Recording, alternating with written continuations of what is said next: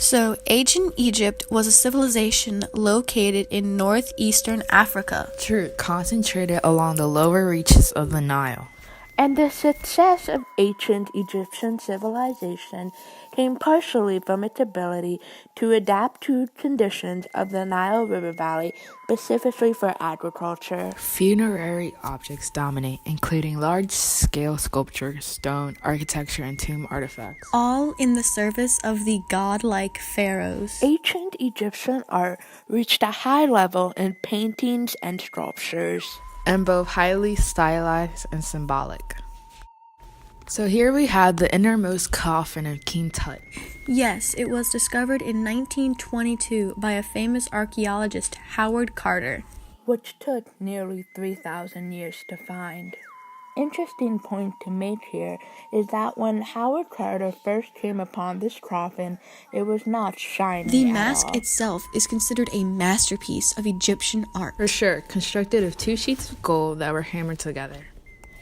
It has semi-precious stone. The golden mask has smoothly idealized the features of a boy king. The coffin holds a crook and a flail of symbols of Osiris. King Tut reigned for 10 years. Incredibly, from 9 to 19. The Egyptian pharaoh was the son of Akhenaten. Was the ruler of the Amarna age. He turned the religious attention of the kingdom to the worship of the sun, which was the god Aten. Tutankhamun died at the age of 19. Was it a chariot accident? Some say murder by a blow. Or even a hippopotamus attack. Here we have another influential Egyptian sculpture, the seated scribe. Today, it can be found in Paris at the Louvre.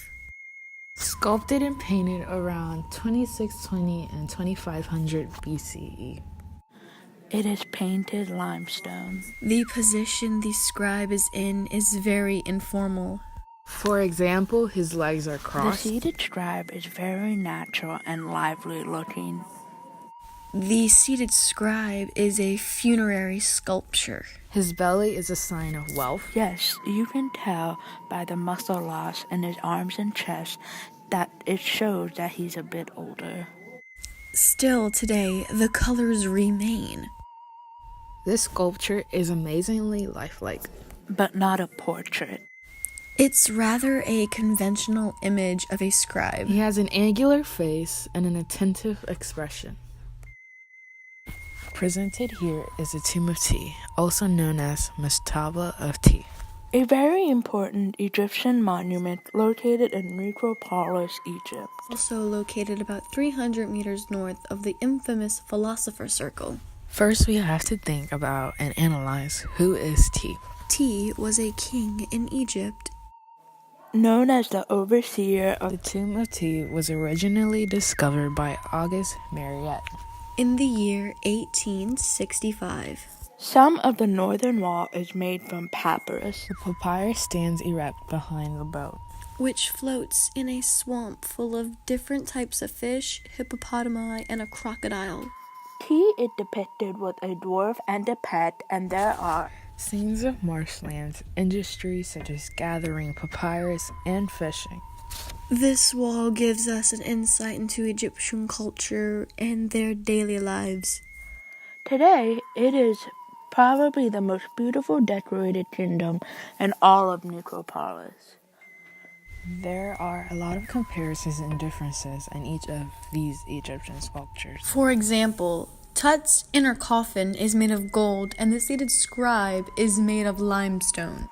Both the Tomb of Ti and the seated scribe can be found in Necropolis, Egypt. Their purposes are almost alike. For example, the Tomb of Ti serves mainly as a pharaoh's tomb containing items for his afterlife. The tomb of King Tut was made for religious beliefs and mummification on the journey for the afterlife. The seated scribe serves as a guide in the afterlife for the pharaohs. Overall, the Egyptians were able to execute and exceed in the making of these afterlife tombs, coffins, and sculptures.